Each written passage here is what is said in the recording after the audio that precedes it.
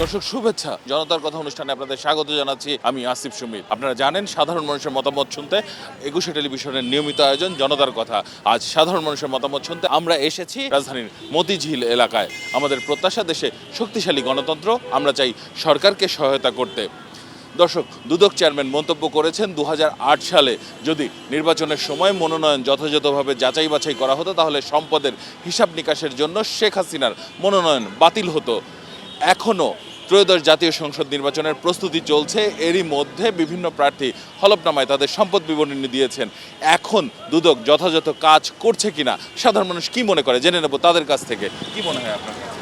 এখনও তো সঠিকভাবে কাজ করলে তো অনেক দুর্নীতিবাজরা এখনও তো নির্বাচনের জন্য প্রস্তুতি নিচ্ছে, তারা কিভাবে নেয় তাহলে? দুদক যারা আছে তাদের এইগুলা বিষয়গুলা পুঙ্খানুপুঙ্খানুভাবে খুঁটিয়ে দেখা দরকার। আসলে দেখায় যে তার নির্বাচন করবে, তার টাকা পয়সা ওরকম দেখায় না, আগেবারে নাই, কিন্তু পরবর্তী নির্বাচন সময় এত টাকা সে কোথা থেকে আয়ের উৎস পাইলো, এগুলা দুদকের একটু খুঁজাই দেখা দরকার আমি মনে করি আর কি।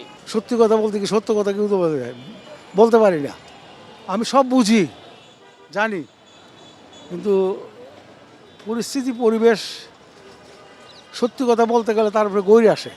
ভালোভাবে কাজ করা উচিত, মানে যে কোনো ব্যাপারে জানা উচিত বা বিষয়টা। আপনার আমার সবারই সম্পদ বিবরণী দুদক দেখুক আর কি। এটা করা দরকার, নিয়মভাবে যেভাবে করা দরকার। আমরা চাই দুদকের মতো যাতে কাজ করে, সঠিকভাবে কাজ করব, দুর্নীতিবাজ যাতে না হয় সেটা দেখবে, এবং যারা দুর্নীতি করে তাদেরকে শাস্তি দিবে, আইনের আওতায় আনবে। দেশে তো প্রশাসন কম না, হাজার হাজার প্রশাসন, তারপরে কিভাবে এত দুর্নীতি হয়? ঠেকান তো যায়, ঠেকান দেয় না। পাপ কোনো দিন বাপেরও ছাড়ে না, আয়োজক 2 দিন পরে পাপ করলে সাদা পাইতি। আশা করি, প্রত্যাশা করি যে আইবে তাদের হিসাব দেখুক, তাদেরকে বিবেচনা করুক, দেখুক, যাচাই বাছাই করুক।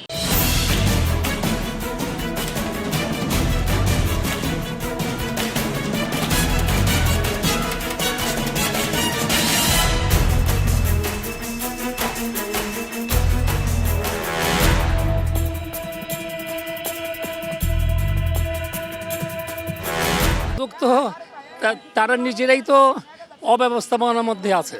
কারণ দুদক যদি সঠিক নিয়মে চলতো তাহলে তো এই প্রার্থীগুলি চান্স পাইতো না, ঠিক না?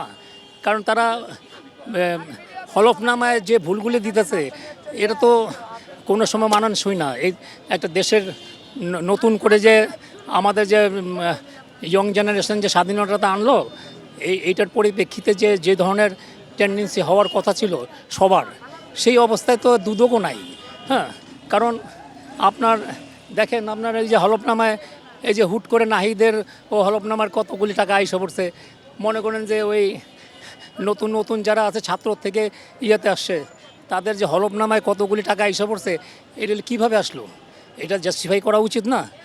তারপরে তাকে নির্বাচনে সুযোগ দেওয়া উচিত। দুদক যে কোনো একটা কাজ করবে, কাজ করে ঠিকমতো আইন মতো কাজ করলে তো হইতো। যাদের টাকা বেশি আসে ঠিকমতো দেখাশোনা করুক, তাহলে তো জিনিসটা সমাজের মধ্যে আসে।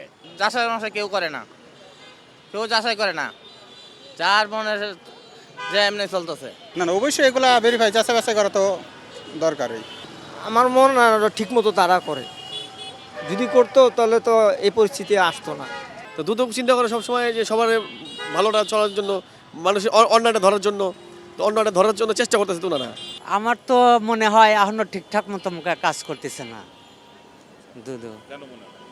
কারণ এখনো অনেক মানে এর ভিতরে অনেক গাবলা আছে, বা ওই যারা ব্যাংক লোন আছে আছে, এগুলো তো এখনো তো মানে ওই এই যে জমা দিচ্ছে এখনো তো ওই পুরোটা তো ক্লিয়ার হয় নাই যে আছে কি না।